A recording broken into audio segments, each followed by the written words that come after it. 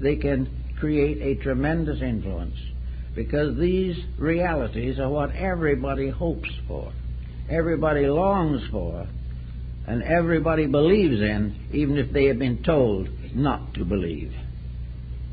So we take each person, we say, now, inside of us there is a governing power. A governing power that, if we give it a chance, will carry us with reasonable security through the days of our years. This is something that we are born with. And if by some circumstance our previous karma does not make this very obvious, then we must find the fact that an embodiment or an incarnation in which we are unable to control negative factors in our lives, this incarnation bears witness to unsolved problems of the past. It means that the person who has a disposition that is difficult, unpleasant, or unstable must work harder, because it is the evidence of previous mistakes. It is the evidence that this individual has lived by compromise for a number of embodiments, and finally cash karma has caught up with him. And he has to, for his own survival, work that much harder to prove that he can conquer his own mistakes. He did not conquer them in the past, so they now appear sometimes as though unreasonable and unjust. But he must face them. Normally speaking, however, wherever a person is faced with a problem, a natural problem, he is also inwardly aware of the natural solution. He may not want that solution, he probably doesn't, but it's there. If this person is properly trained in childhood, then we may hope for better things. But the new generation, if it is not to be created into a team of robots, will have to start early to become aware of its own self-individuation. So in childhood, in early childhood, the child must receive the inspiration of constructive thought. We must all learn, whether we want to or not, that the little despotisms on this planet have no permanent significance. The mistakes that we are making are just evidences of failure, and they will never win, and the wrong views will never succeed. That the actual problem will always be the same. Truth must survive and must finally conquer all forms of untruth, must ultimately become the basis of an enduring way of life. Nearly all nations were created by an effort to escape from the tyranny of some preceding power. After a while, the new nation becomes a tyrant in its own right, and so the miseries go on until we begin to search for the cause within people. Now, in the last 60-some-odd years, I've known a lot of people, and I've worked with a good many of them in one way or another to try to help them to straighten out the problems of internal living. Most of these persons are in a daze. They do not know why they are suffering. They do not know what they have done that was wrong, because all they have done is what everyone else is doing. And this in itself makes it right, although everyone is in the same trouble. People do not like to realize that when they live badly, simply because others do, they must sometime face the sorrows that those others must likewise face. The person has to gradually work for an individual integrity. Now, we may say that most people today are not strong enough or enlightened enough to work out an elaborate plan of personal salvation. This was known and has always been known, and it's because of this that the sages and prophets have come to mankind.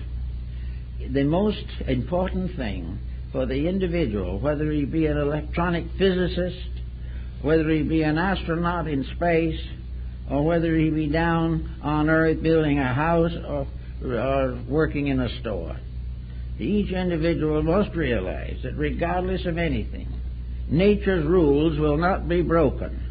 And the most important of these rules that we can recognize today are the Ten Commandments, that there is no way of breaking them successfully, that no scientist has ever been able to create something to take their place.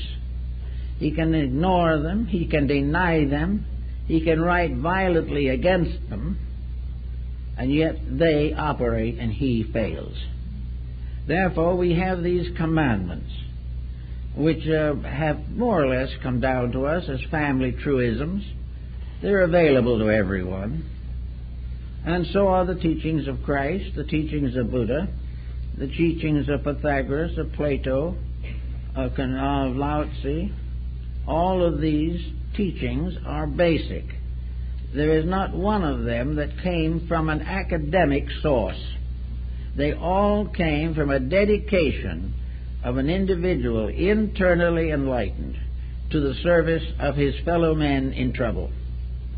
Therefore, there is no evidence that great scientific achievements will ever take the place of the Ten Commandments, or can deny them, or can create a civilization that can endure without them.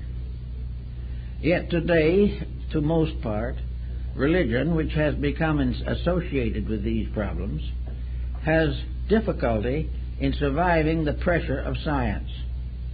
The only way in which it has been accomplished at all is that religion itself has highly modified its own beliefs and goes very lightly onto the subjects of the Ten Commandments, allowing more and more freedom of the individual and the greater hope of vicarious attainment, that the individual will ultimately be saved, not because of his virtues, but because of his memberships.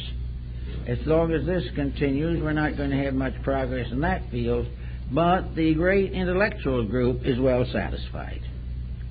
Now, with the problem of trying to find out what to do, we find people, I've found them with very strange complexes as to what to do.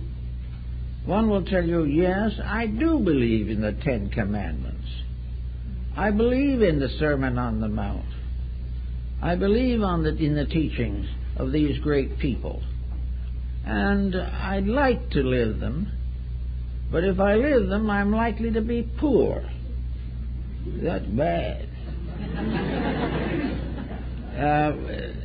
Instead of worrying about being poor in spirit, they are worried about being poor in worldly goods. So we do the best we can considering the situations in which we find ourselves. Now, there are problems that you have to face in these fields, and where life has become a series of accepted responsibilities, these cannot be ignored. But there can be a series of improvements over long periods of time that can not only influence the person, but his descendants and those in the community in which he lives. The problem of the person not being able to keep all of the commandments does not justify him in trying to break all of them. He has the right to improve what he can and the best he can. He can have the right to prove that he is conscious of the needs of the society to which he belongs. He can prove that he recognizes the importance of quiet living, that he does not consciously or intentionally break the rules simply to gain luxuries that he does not need and which in likelihood will turn against him. And nature, in working with luxuries, has a lot of tricks up its sleeve.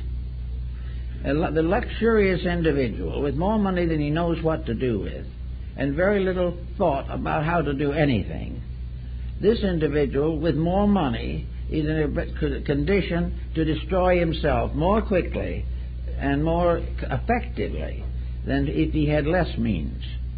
Money can become the basis of the complete degeneration of character. It can afford all the dissipations which are no good for it. It can overlook all the natural social responsibilities which people of less means share. So wealth becomes a punishment unless those